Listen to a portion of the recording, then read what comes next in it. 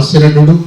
పకపకలు అనే TV serial దగ్గర నుంచి 1000 పైగా చిత్రాలు చేసి అలరించి గిన్నిస్ రికార్డు సంపాదించి మన ప్రభుత్వం వారిచ్చే మరి పౌర పురస్కారం పద్మశ్రీని కూడా పొందినటువంటి పద్మశ్రీ డాక్టర్ కన్నెగంటి బ్రహ్మానందం గారిని ఈ పరంపరలో ఈ సీక్వెన్స్లో మనం గౌరవించుకోవడం అనేది మనందరి అదృష్టంగా భావిస్తూ వారిని ఆ సన్మానాన్ని స్వీకరించవలసిందిగా కమిటీ తరఫున ఆహ్వానిస్తున్నాం. పెద్దలందరూ కూడా జాయిన్ అవ్వాలి. బెల్లిమంత శివరామకృష్ణ జీవన సాఫల్య పురస్కారం 2025. ఒక్క నిమిషం ఆపన్నది ఎనండి. ఎర్రపాలి మాటల మాంత్రికుడు, అభ్యుదయ సినీ రచయిత బెల్లిమంత శివరామకృష్ణ జీవన సాఫల్య పురస్కారం 2025. సుప్రసిద్ధ చలనచిత్ర నటుడు, Guinness book of world record holder Padmashri doctor Kanneganti Brahmanandam గారికి అందజేయటం మాకెంతో గర్వకారణం. తెలుగు అధ్యాపకుని స్థాయి నుంచి Guinness book of world record స్థాయికి చేరిన డాక్టర్ బ్రహ్మానందం గారికి అభ్యుదయ భావజాలాన్ని కలంబలంగా చేసుకుని రచనలు సాగించిన మృత్యుంజయులు బెల్లిమంత గారి జీవన సాఫల్య పురస్కారం సముచితం, అభినందనీయం అనుకుంటున్నాం. పద్మశ్రీ కన్నెగంటి బ్రహ్మానందం తెలుగు ప్రజలకు పరిచయం అక్కర్లేని పేరు. మన గుంటూరు జిల్లా సత్తెనపల్లి మండలం ముప్పాళ్ళ గ్రామం ఆయన జన్మస్థలం. ఎంఏ తెలుగు చేసిన ఆయన అధ్యాపకులుగా చేస్తూ చిరంజీవి గారి ప్రోత్సాహంతో తొలిసారిగా జంధ్యాల గారి దర్శకత్వంలో నటించారు. 1000కి పైగా సినిమాలు చేశారు. 5 నంది అవార్డులు, 1 ఫిలింఫేర్ అవార్డు, 6 సార్లు సినీ మా అవార్డులు, 3 సార్లు సైమా పురస్కారాలు అందుకున్నారు. ఒక రంగమార్తాండ, మన్మధుడు, మణి, అనగనగా ఒకరోజు, రేసుగుర్రం, డి, బాదుషా, దూకుడు, వినోదం, బావగారు బాగున్నారు అటువంటి చిత్రాలతో మెప్పించినటువంటి ఆయన చిరంజీవి గారితో వీరి కాంబినేషన్ ని అత్యద్భుతంగా మలుచుకున్నారు. శ్రీ బెల్లిమంత పురస్కారం అందించడం ఫౌండేషన్ కు గర్వకారణంగా భావించుతూ ఈ పురస్కారం అందుకుంటున్నందుకు వారికి కృతజ్ఞతలు తెలియపరుచుకుంటున్నాం.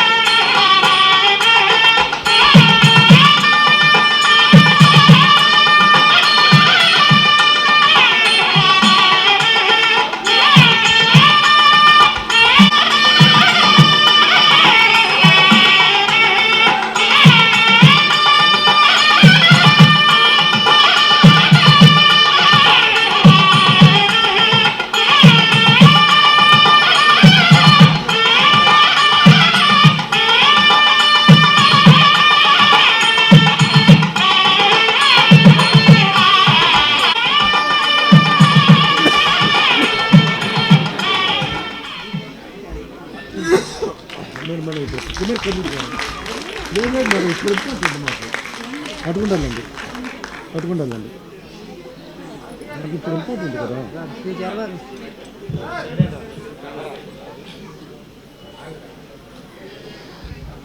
ఇప్పుడు మన ఫౌండేషన్ తరఫున మనందరి తరఫున అభినందనలు అందుకున్నటువంటి పద్మశ్రీ కనగంటి బ్రహ్మానందం గారిని వారి స్పందన తెలియచేయాల్సిందిగా కాసేపు మనందరినీ మరొకసారి నవ్వించాల్సిందిగా కూడా రిక్వెస్ట్ చేస్తూ వారిని స్టేజ్ ఈజ్ యువర్స్ సార్.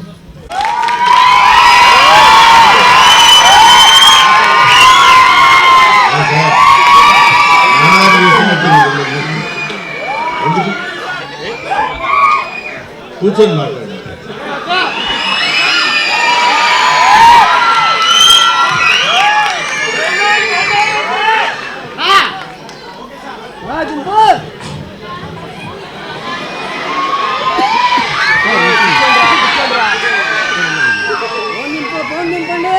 ముందుగా తెనాలి ప్రేక్షక మహాశయులందరికీ నా హృదయపూర్వకమైన నమస్కారాలు, శిరస్సు వచ్చి పాదాభివందన చేస్తూ మీ ఆశీస్సులు ఇంతకాలం అందించినందుకు సర్వదా సర్వదా సహస్రంగా కృతజ్ఞతలు తెలియజేస్తున్నాను.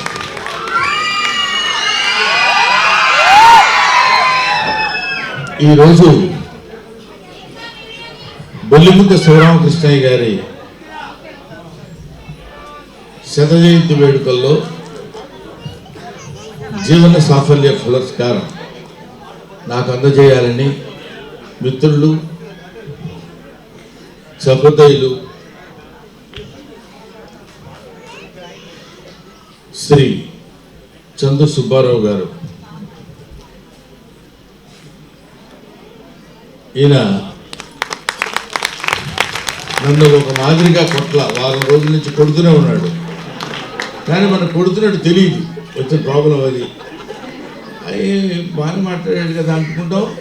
పొద్దున్నే 5:30కి లేచి 6 గంటలకు స్నానం చేసి బండి ఎక్కేటట్టు కొడతాడు. అది అలాంటి కార్యదీక్షాపరుడు కాబట్టి ఇంత అద్భుతమైనటువంటి కార్యక్రమాన్ని, కళాత్మకమైనటువంటిది, సాంస్కృతికమైనటువంటి కార్యక్రమాలు నిర్వహిస్తూ కీర్తిశేషులు, మరి ఆయన ఉన్నాడో లేదో తెలియదు, ఆయన ఆత్మ ఉందో లేదో తెలియదు, ఉందని మనం అనుకుని భావించే విధంగా, నిజంగా నమ్మేటువంటి విధంగా ఒక అద్భుతమైనటువంటి కార్యక్రమాన్ని 20 సంవత్సరాలుగా, ఒకటి కాదు రెండు కాదు, ఏదో మన ఇంట్లో పెళ్లి జరుగుతుంటేనే వాళ్ళని తిట్టి వీళ్ళని తిట్టి నాన్నపై చేసి అడ్డు కొట్టుకొని ఇటు కొట్టుకుని ఏం చెప్పా నీకు అంటాడు. అక్కడ మన పెళ్లిళ్ళలో కూడా గబుక్కున అది తీసుకురాను అనుకో ఏది అంటాడు. మామూలుగా ఏది అనొచ్చు.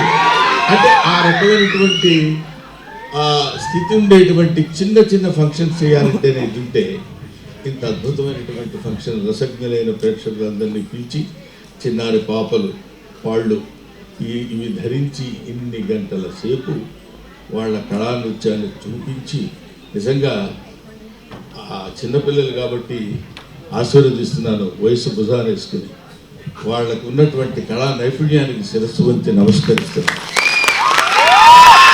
ఇది సామాన్యమైన విషయం కాదు. పోతే శ్యామశరావు గారు ఈ సభా నిర్వహణలో మీకు 1 నిమిషం టైం ఇచ్చానంటారు. ఆయనేమో గోపాలకృష్ణ గారు అంటే నేను అనుకుని లేచాడు. ఈయన ఈ కాస్త అవకాశం పోతుందేమో అని ఆయన అంటే గమకి నేను వెళ్ళిపోయి బయట పట్టుకున్నాడు, మళ్ళీ గోపాలకృష్ణ అంటే ఆయనే పిలుస్తాను అంటారేమో అని. ఇలాగా ఒక ఆద్యంతం అద్భుతంగా ఈ కార్యక్రమాన్ని నిర్వహించి అధ్యక్ష స్థానంలో ఉన్నటువంటి సాంబశివరావు గారికి నా హృదయపూర్వకమైన నమస్కారాలు. ఇక్కడ ఈ టైంలో నన్ను వదిలేదు. మీరు ఆలోచించండి, ఎంత ఒకవేళ మంచి భోజనం పెడతారనుకున్నా కూడా 11:30, 12:30, 1 గంట అప్పుడు పెట్టి తినండి అంటే ఎండిపోయిన మెతుకులు కొంచెం ఇబ్బందికరంగా ఉంటుంది. సుబ్బారావు గారు అదే కానీ నేను కాదు అసలు వాళ్ళు. ఇవాళ భోజనం అవసరం లేదంటే ఓహో నన్నే తింటారు. ఈ తెనాలి పట్టణంతో నాకు ఒక అద్భుతమైనటువంటి అనుబంధం ఉంది. ఏంటంటే మా సిస్టరు సున్నం అనసూయమ్మ గారిని కెమిస్ట్రీ లెక్చరర్గా జేఎంజే కాలేజీలో పనిచేస్తూ రిటైర్ అయిపోయారు. ఆవిడ ఇక్కడ తెనాలికి దగ్గరగా జేఎంజే కాలేజీకి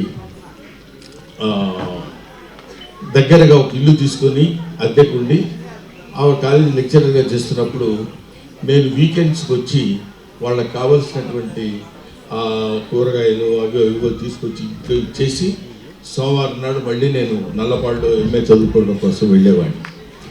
ఆ విధంగా తెనాలి నాకు బాగా పరిచయమైనటువంటి ప్లేస్. ఎందుకంటే శ్రీరామనవమి వచ్చిందంటే తెనాలి ఫస్ట్ ప్లేస్ అనుకుంటా అప్పట్లో, మరి ఇప్పుడు ఎలా ఉందో తెలియదు. తెనాలి అప్పట్లో ఈ మొత్తం పందిళ్ళు అంటే కనపడే ప్లేసులు కనపడతాయా లేదా, పైన ఆకాశం కనపడకుండా మొత్తం ఆకాశం అంత పందిరేసి అంటాం చూడండి, ఆకాశం కనపడకుండా ఉన్నంత పందిరేస్తే వెళ్ళి లైన్లో నిలబడి చిన్న గ్లాసులు ఇస్తే అందులో పానకం వడపప్పు పెడితే తిన్న బ్రహ్మానందాన్ని అది నాకు బాగా గుర్తొచ్చింది. తెనాలి వెళదాము అనుకున్నప్పుడు గత 4 సంవత్సరాల నుంచి ఎందుకు పోస్ట్పోన్ అవుతుంది అంటే, ఇందాక మిత్రుడు మాట్లాడుతూ కేవలం నవ్వించడమే కాదు, ఫిలసాఫికల్గా కూడా ఆధ్యాత్మికంగా కూడా ఆలోచిస్తారనడానికి, ఆలోచించకుండా ఏం చేయగలను, ఎలా ఉండగలను అనడానికి ఇది ఒక ఎగ్జాంపుల్ సరిపోయింది. కరెక్ట్గా 49 సంవత్సరాల క్రితం డిసెంబర్ 14వ తేదీన నా వివాహం వైకుంఠపురం వెంకటేశ్వర స్వామి ఆలయంలో. అప్పుడు చెప్పాను కదా ఇందాక మా సిస్టర్ అని, ఆవిడ వాళ్ళ ఆడపడుచుతో నాకు వివాహం. అది ఎక్కడ చేయాలంటే అప్పుడు ఈ ఆలయం అతి ప్రాథమిక దశలో ఉంది. ఆ ఆలయ నిర్మాణంలో ఉన్నప్పుడే వైకుంఠపురం అని అక్కడ ఉంది. అక్కడ వెంకటేశ్వర స్వామి ఆలయంలో మీ వివాహం చేయాలని నా శుభలేఖ అచ్చువేసి ఇచ్చారు. నేను చాలా ఆనందించాను, చాలా సంతోషించాను. అటువంటి ఆలయంలో నాకు వివాహం జరగటం, ఆ వెంకటేశ్వర స్వామి యొక్క అనుగ్రహం చేత నేను ఈరోజు మీ అందరి ముందు చూడండి, ఈ ఫేస్ చూడగానే ఎటు మామూలుగా ఇలా వెళ్తున్నవాడు కూడా మొహంలో చూడగానే అది బాగా ఈ జీవితానికి. మనిషికి ఎంత డబ్బైనా ఉండొచ్చు, ఎంత సంపాదనైనా ఉండొచ్చు, ఎన్నో వేల కోట్లు ఉండొచ్చు, కానీ ఆనందం కరువైతే జీవితమే అనర్థం అనిపిస్తుంది.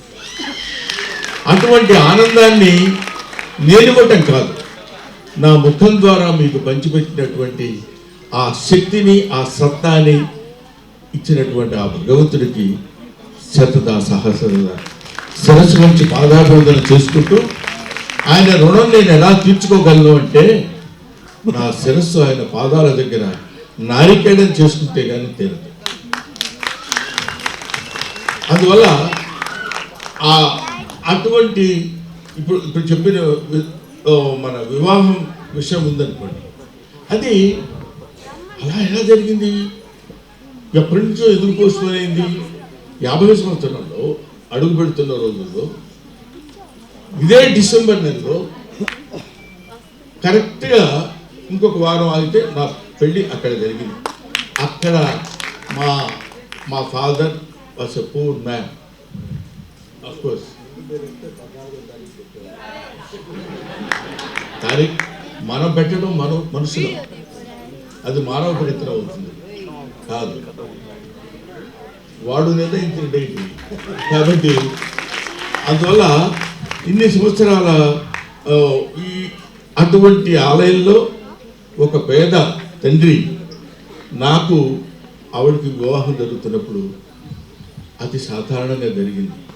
ఇందాక నేను వెళ్ళి స్వామివారి పూజ చేస్తున్నాను అన్నప్పుడు అక్కడున్న స్వామివారి అర్చకులందరూ ఘనంగా నన్ను ఎంతో ఆనందంగా ఆప్యాయంగా మనసు నిండా సంతోషం. బ్రహ్మానందానికి మనం ఇక్కడ పూజ చేయిస్తున్నాం ఈయన చేత అని ఒక సంతృప్తి ముఖంలో కనిపించినప్పుడు ఇంతకంటే ఈ జీవితానికి ఇంకేం కావాలి, ఇంతకంటే ఆస్కార్ అవార్డులు ఏం కావాలి, ఇంతకంటే అద్భుతాలు ఏం జరగాలి. అందుకనే చాలామంది భగవంతుడిని నాకు జన్మరాహిత్యం కావాలి, నాకు వచ్చే జన్మంతో ఉండకూడదు, మోక్షాన్ని ప్రసాదించుతండి అంటారు. అంటే జన్మ వచ్చే జన్మంటూ ఉండకూడదని, అది కోరికే కదండి. కోరికలు లేకుండా ఎక్కడ ఉన్నాం, అది కూడా కోరుకుంటున్నాం. అవునా? కోరుకున్నటువంటి కోరికలు, ఆ కోరిక నేను ఎలా కోరుకుంటున్నానంటే వచ్చే జన్మ కాదు, ఇంకా లక్షల కోట్ల కోట్ల కోట్ల జన్మలు, ప్రతి జన్మకి నీ పాద సేవించుకునేటువంటి భాగ్యాన్ని కలిగి నేను మర్చిపోకూడదు.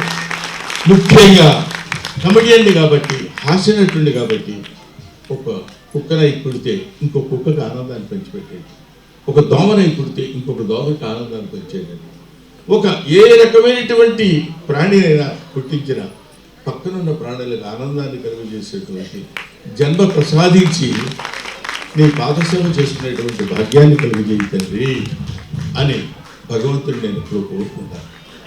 అటువంటిది వెరీ రేర్. ఇందాక తహసీల్దార్ గారు చెప్తున్నారు, ఇలాంటి వాళ్ళు ఇప్పుడు ఆయన నేను కలిశాను, నేను ఆయన ఈ రంగస్థలం మీద ఈ వేదిక మీద కలిశాను కాబట్టి మాట్లాడుకోగలిగాం, చూడగలిగాం. ఒకడు ఆయన అభిప్రాయం చెప్తే నేను వినగలిగాను ప్రత్యక్షంగా. ఇలాంటి వాళ్ళు ఎంతమంది వచ్చి సార్ పొద్దునే లేచి మిమ్మల్ని చూడకుండా మీరు మమ్మల్ని చూస్తారో లేదో తెలియదు, మా మొహాలైనా మేము చూసుకుంటామో లేదో తెలియదు, కానీ మిమ్మల్ని చూడకుండా ఉన్న రోజు లేదండి అని చెప్తుంటే ఇంతకంటే జీవితానికి ఇంకేం కావాలి చెప్పండి ఒక నటుడికి. అటువంటిది సరే, ఇప్పటి వరకు నీ గురించి చెప్పావు, బాగానే ఉంది, ఇంక నీ సుత్తే ఆపి శివరామకృష్ణయ్య గారి గురించి ఏమన్నా ముక్కలు చెప్పావు కదా. నాకు తెలుసు శివరామకృష్ణయ్య గారి గురించి చెప్పడం అంటే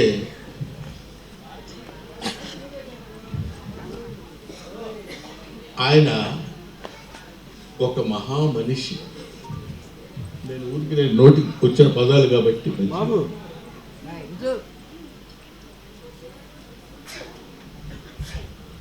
నా నోటికి కాబట్టి ఆ భాషల్లో ఉన్నటువంటి పదాలు నాకు అల్లికతో చెప్పిన మాటలు కాదు.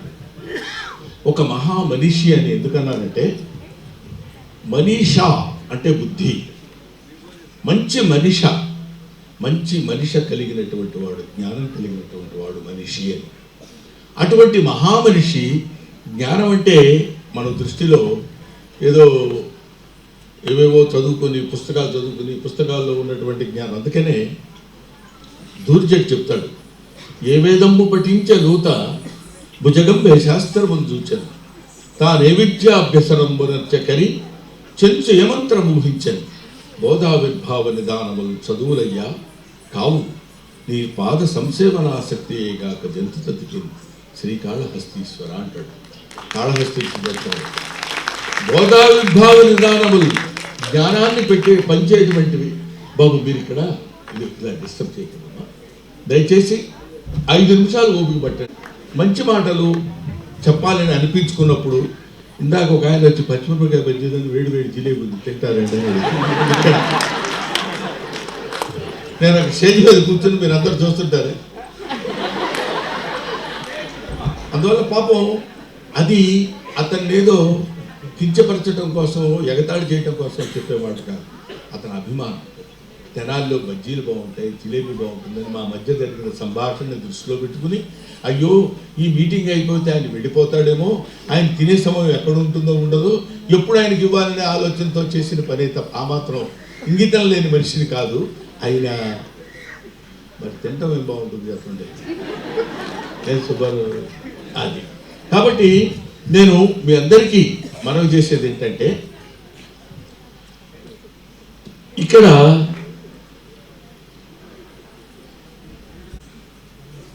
Communist Gandhi, Marxist Gandhi.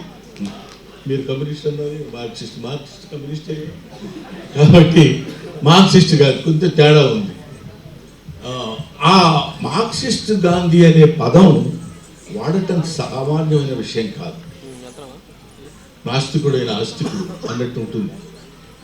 నాస్తికుడు ఆస్తికుడు ఎట్లా అవుతాడు, ఆస్తికుడు నాస్తికుడు ఎట్లా అవుతాడంటే అవుతాడు. ఎందుకు అవుతాడంటే మహా మనిషి కాబట్టి అవుతాడు, మహాజ్ఞానం ఉన్నటువంటి వాడు కాబట్టి అవుతాడు. అందువల్ల ఇది ఉంది, ఇది లేదు, ఇది బాగుంది, ఇది బాగలేదు అనే విచక్షణ తెలిసినప్పుడు ఈ రెండు ఆస్తికత్వం నాస్తికత్వం ఒక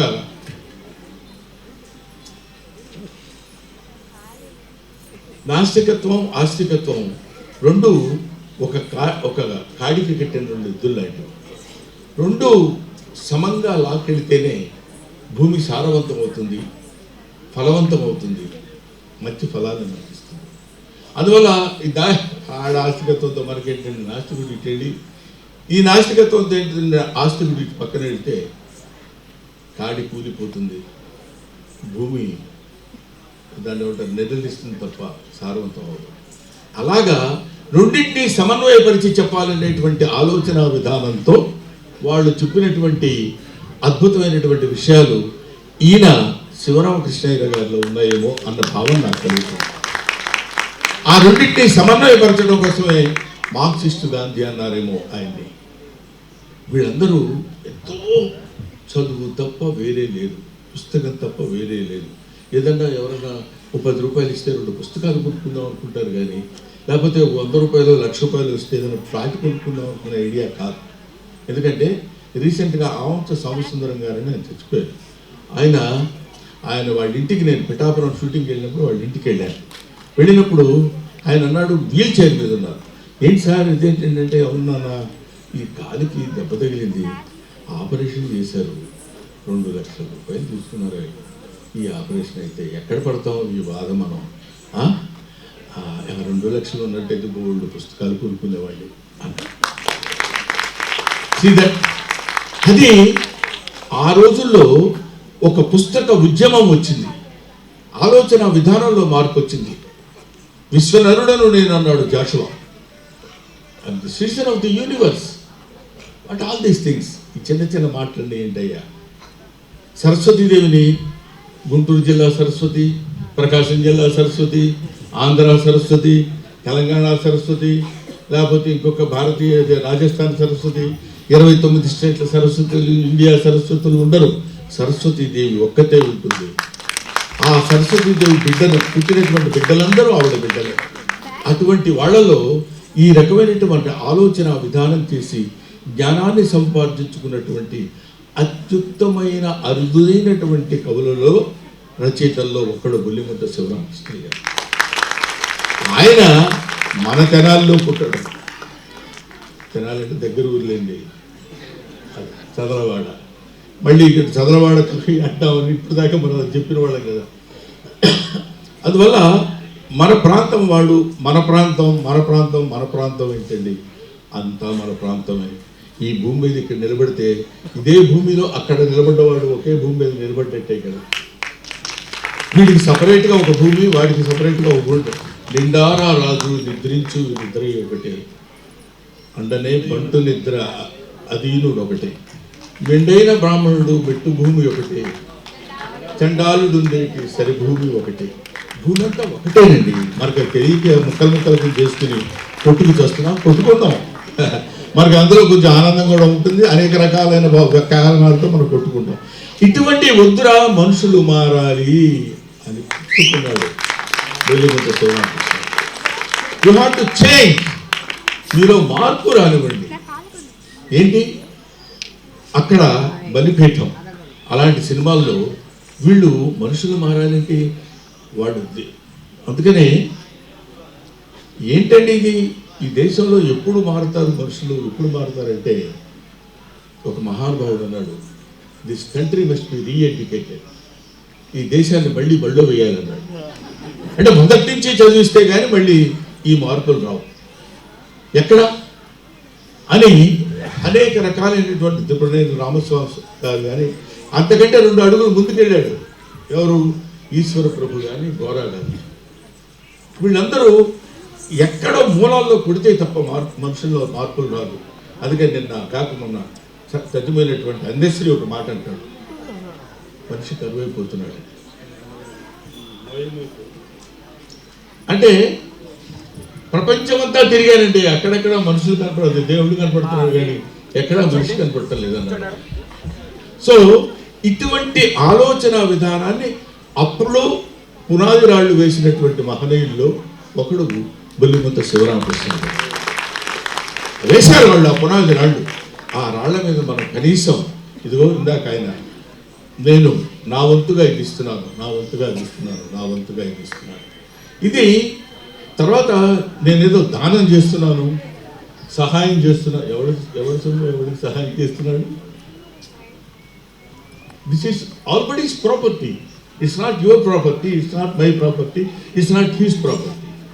ఆ దానం, ధర్మం, సహాయం ఈ పదాలు తీసేయాలి. కనీసం చదువుకున్న వాళ్ళు, విద్యతో ఉన్న వాళ్ళు ఆ పదాన్ని దూరం పెట్టారు. అందుకని నేను చెప్పేది ఏంటంటే వీళ్ళందరూ కాదు, మానవుడు మనిషిగా మానవుడిగా ఆలోచించి మనందరం కలిసి ఒక పని చేయాలి.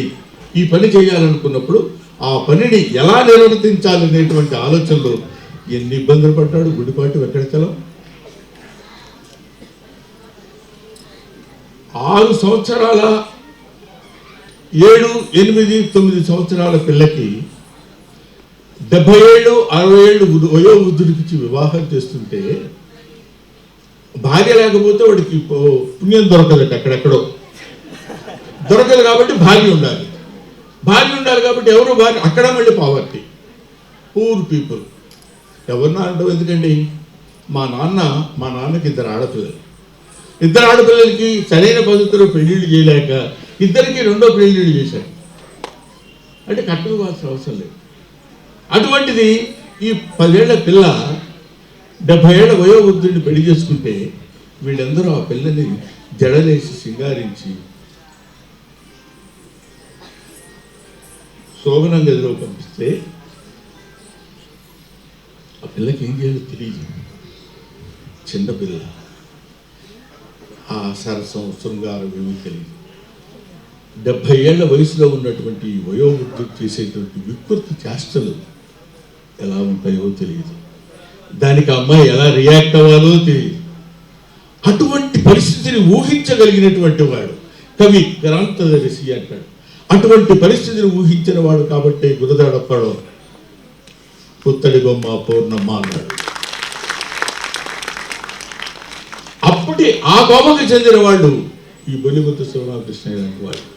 వాళ్ళందరి చేత ప్రభావితమై కాదు మనం ఏదో చెప్పాలి, చిలకమర్తి లక్ష్మీస్వామి ఏదో చెప్పాలి, వీళ్ళందరూ చలంగారు ఏదేదో చెప్పాలి, ఏదో చెప్పి సమాజాన్ని ఎక్కడికో తీసుకెళ్ళాలంటే రాళ్ళు చుక్కొట్టిన రోజులు కూడా ఉన్నాయి వీళ్ళని. అయినా సరే భరించారు, ఎద్దేవా చేశారు. ఇన్నిటిని భరించి ఈ స్థితిలో మానవ సమాజం మార్పు రావాలంటే దేవుడు ఉన్నాడో లేదో తెలియదు కానీ బొల్లిముద్ద శివరామకృష్ణ గారు లాంటి వాడు దేవుళ్ళే. లేకపోతే ఆయన చచ్చిపోయిన తర్వాత ఇన్ని సంవత్సరాలు ఆయన గురించి మాట్లాడుకుని ఆయన గురించి ఎల్లప్పుడూ గుర్తుండడం కోసమని చిరకాలం ఆయన గుర్తుండాలని ఒక విగ్రహాన్ని వేసి రోడ్డు మీద అనుకుని వెళ్ళిపోయే స్థితి కల్పించాలనే ఆలోచన నిజంగా దేవుడు అనేవాడు ఉంటే అందుకు కల్పించాడని ఇది నా భావన. అటువంటి మహనీయుని యొక్క విశిష్టమైనటువంటి సేవల్ని ఎంతోమంది ఉన్నారు, ఇంకా ఎంతోసేపు మనం మాట్లాడుకోవచ్చు, చెప్పుకోవచ్చు. కానీ ఇది మన దగ్గర మళ్ళీ ఇంకో పెద్ద డ్రాబ్యాక్ ఉంది. ఎక్కువసేపు చెప్తే వినం. యూట్యూబ్లో 10 రోజులు ఇప్పుడు మళ్ళీ నేను చూసారు చిన్న లింక్ ఇచ్చారు. నువ్వు ఏదో మాట్లాడేసి అయిపోయిందంటే తెలుగు భాష గురించి మాట్లాడబోయా అంటాడు. తెలుగులోనే మాట్లాడాను ఇప్పుడు. కానీ ఇతను వెనక ఇస్తాడు యూట్యూబ్ వచ్చి మీరు ఓపికగా వింటానంటే నాకు మాట్లాడడానికి ఏం అభ్యంతరం లేదు. కానీ మాస్టర్ ఉద్యోగం చేసి వచ్చినాడే కాబట్టి నేను మాట్లాడుతున్నప్పుడు ఎవడన్నా డిస్టర్బ్ చేశాడు అనుకోండి, కోపం వచ్చాడే ఏంటా మాట్లాడతాం అన్నాను అనుకోండి. ఇంతకుముందు అయితే గబుక్కుని సరే అని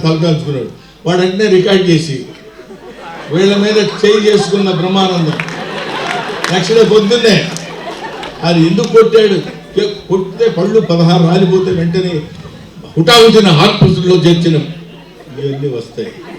అందువల్ల ఏమ్మా ఇది పళ్ళు రాలగొట్టుకోవడం వేసుకుని కుట్లు వేసుకోవడం ఎందుకమ్మా. అందుకనే ఇది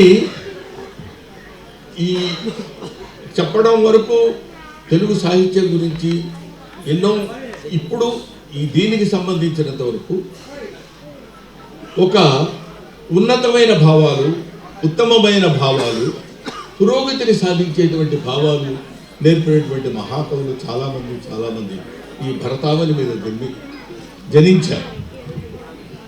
కానీ వాళ్ళు చెప్పినటువంటి మాటల్ని మనం ఎంతవరకు వినాలి, ఎంతవరకు ఆచరణలో పెట్టాలి అని ఆచరించేవాళ్ళు, అనుసరించేవాళ్ళు లేదు. అది గొప్పది, ఇది గొప్పదని అనుసరించి బతికేవాళ్ళు లేరు, అడ్డం పెట్టుకుని బతికేవాళ్ళు ఎక్కువ మంది. కాబట్టి అటువంటిది ఒకే ఒక పద్యం చెప్పి భక్తి అంటే ఏంటో ఒక మాట చెప్తా. తెలుగులో, తెలుగు సాహిత్యంలో ఒకే ఒక వ్యక్తి సరస్వతి, మానసపుత్రుడు, కుంభావ సరస్వతి, ఇట్లాంటి మాటలు చాలా మనం విన్నాం. కానీ సరస్వతీదేవి స్తన్యాన్ని క్రోలినటువంటి ఏకైక కవి ఎవరైనా ఉన్నాడంటే ఆయన బమ్మెర పోతనామాచ్యుడు. ఎందుకంటున్నానంటే బమ్మెర పోతనామాచ్యుడు ఎందుకు చెప్తున్నావయ్యా నువ్వు, ఎంత అలవోకగా అందరికీ అర్థమయ్యే విధంగా చెప్పాడంటే, లోకంబులు లోకస్తులు లోకేశులు తెగిన తుదిని అలౌకికంబగు పెరుచీకటి కవ్వల ఎవ్వండు ఏకాకృతి అయి వెలుగును అవ్వాని సేవించును. లోకంబులు, లోకాలు మొత్తం 14 లోకాలు ఉన్నాయన్న, లోకేశులు వాటిని పరిపాలించేవాళ్ళు, లోకస్తులు ఆ లోకంలో నివసించేటువంటి వాళ్ళు, వీళ్ళందరూ చనిపోయిన తర్వాత ఇంకేముంటుంది, చీకటి. పెను చీకటి కవ్వాల, మామూలు చీకటి కాదు, కన్ను పొడుచుకున్నా కనపడేటువంటి చీకటి. ఆ పెను చీకటికి అవ్వల అవతల ఎవ్వండు ఏకాకృతి అయి ఒకే ఒక ఆకృతిలో మిడుకుమంటూ వెలుగుతూ ఉంటాడు, అవ్వాని నేను సేవిస్తాను. అది భగవత్ స్వరూపం, అది దీపం యొక్క ప్రాధాన్యత, అది దీపం యొక్క గొప్పతనం, అది వెలుగు యొక్క గొప్పతనం. ఎంతమంది గొప్పవాళ్ళు చెప్పినా సరే దాన్ని దాటి ఎవరు చెప్పలేదా. తమసోమ జ్యోతిర్గమయ అని చెప్పిన గౌతమ బుద్ధుడు కానీ, నన్ను చీకటి నుంచి వెలుగులో పడేయమని చెప్పినటువంటి ఎవరు దూర్జటి మహాకవి కానీ, ఇలాంటి మహానుభావులు ఎంతమంది ఎన్నో రకాలుగా చెప్పారు. మనల్ని ఎంతో, అంటే మనలో ఉన్నటువంటి విజ్ఞానాన్ని, మనకి చిన్నప్పుడు మీకు తెలియదండి. మా చిన్నతనంలో చాలా మంది ఏం చెప్పేవాళ్ళు అంటే, ఎవరి నుంచి జగమని ఎందుండు సర్వం వాడు శరణము అంటే కూర్చుంటాడు అంటాడు.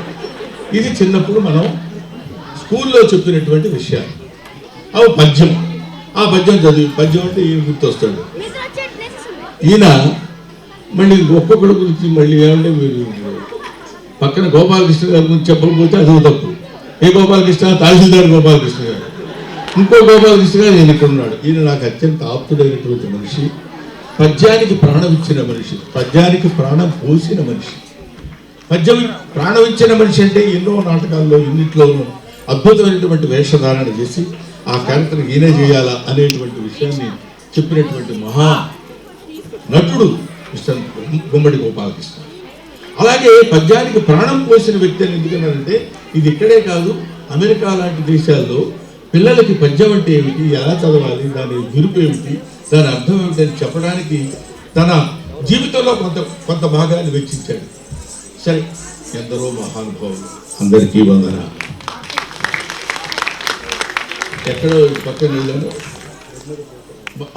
అందువల్ల ఆయన ఎన్నో ఎవ్వని చే జనించు, ఎవ్వడి చేత ఈ మొత్తం పుట్టింది, ఎవ్వని ఎందుండు, ఇందు పరమేశ్వరుడు ఎవడు, మూల కారణం పైన వాడెవడు, అనాది మధ్యలైనప్పుడు సర్వము తానైన వాడెవడు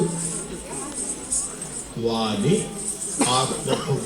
ఆత్మ నుంచి పుట్టినటువంటి ఈశ్వరునే శరణంబు వేడెదన్ అన్నాడు. అటువంటి ఈశ్వరుడు ఇటువంటి ఎంతో మంది మానవుల్ని సర్వోత్కృష్టిని చేయాలని మనస్ఫూర్తిగా నేను కోరుకుంటూ, పాపం పసిపిల్లలు వాళ్ళకి అర్థం కాబట్టి ఇటు వెళ్దామా అని కొట్టుకు చేస్తున్నారు. మళ్ళీ తర్వాత ప్రోగ్రాం వాళ్ళకి పెట్టినట్టున్నారు.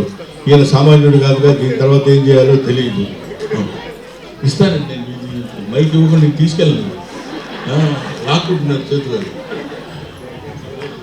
చాలా సంతోషం మాకు ఈ అవకాశాన్ని కల్పించినటువంటి ఈ కార్యవర్గ సభ్యులకి, మీ అందరికీ నా హృదయపూర్వకమైన నమస్కారాలు తెలియజేసుకుంటూ, మళ్ళీ వీలుంటే ఒకసారి బొల్లిమంత శివరామకృష్ణయ్య గారి మీద సాహిత్యోపన్యాసం చేస్తానని మనస్ఫూర్తిగా కోరుకుంటూ మీ దగ్గర సెలవు తీసుకుంటాను. సెలవు. అందరూ ఒక్క 10 నిమిషాలు ఉంటే ఆ చిన్న సత్కారం కార్యక్రమం కూడా అయిపోతుంది. గౌరవించుకుందాం. ఇప్పటి వరకు ఎలా కూర్చున్నారో ఒక్క 10 నిమిషాలు అలాగే కూర్చోండి. అలాగే ఇప్పుడు కాదమ్మా ఫోటోలు, ప్లీజ్ దయచేసి ఎవరో కూడా ఫోటోలు.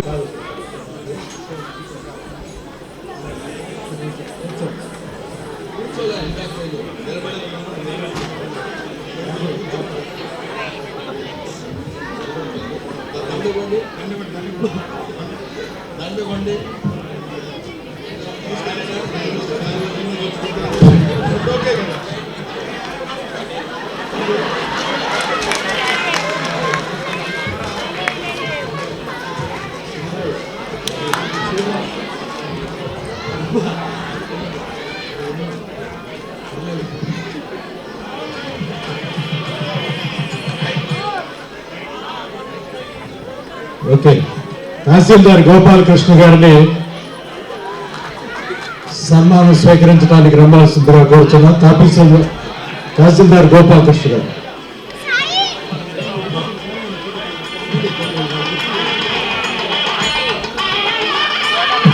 5 నిమిషాలు సార్, 5 నిమిషాలు ప్లీజ్. మీరు అందరూ సోదరండి, ఆ ఛాన్స్ 2 వరుసలో తీసుకొచ్చేయండి.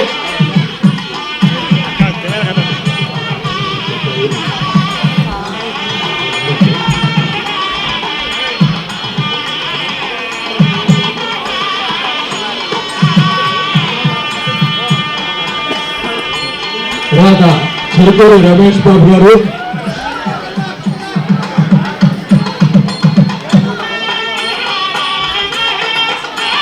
నెక్స్ట్ చెరుకూరు రమేష్ బాబు గారు,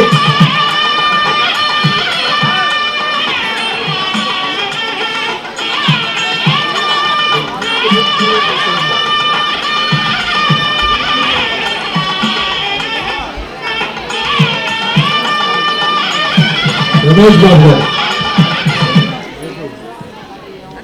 ఆ గురువులు కూడా రమేష్ గారికి వచ్చాయండి త్వరగా ప్లీజ్.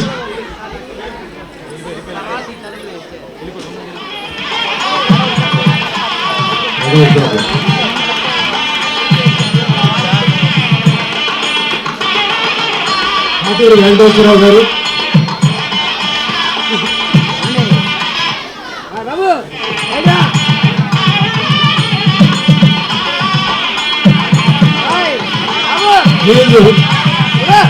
కొంచెం సైడ్ ఇవ్వండి. నెక్స్ట్ రవిచంద్ర అబ్బాయి,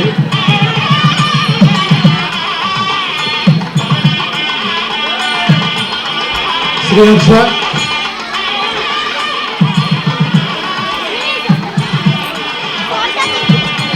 తర్వాత చిన్నారికి బ్రహ్మానందం గారు హైదరాబాద్ నుంచి ఒక చిత్రపటాన్ని తీసుకొచ్చారు. శ్రీహర్ష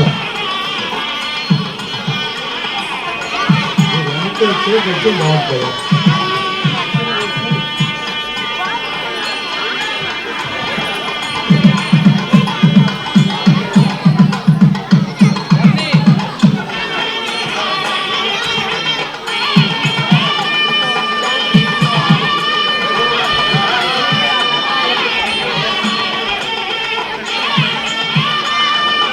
మేడం గారు, మేడం గారు,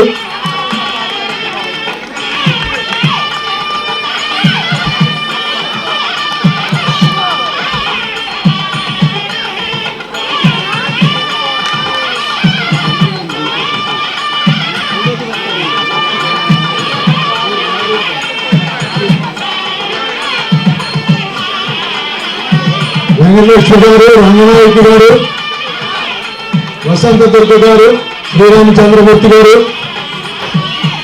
యామిని గారు,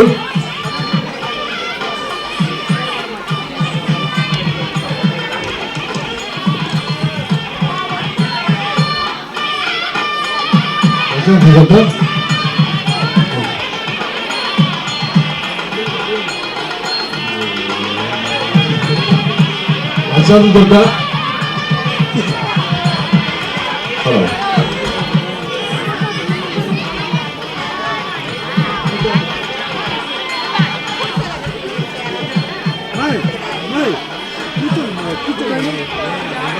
బాలా త్రిపుర గారు, హలో సార్, ఆగలేరు ఒక్క నిమిషం. ఫోటోగ్రాఫర్ గారు ఏమండి? ఎందుకట్లా సైడ్ రండి. అన్నగారు అమ్మా ఎక్కడి నుంచో రామయ్య గారు,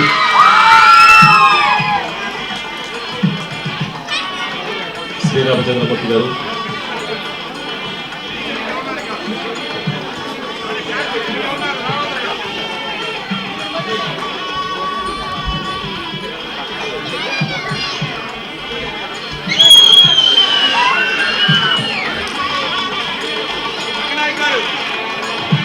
రంగనాయక్ గారు,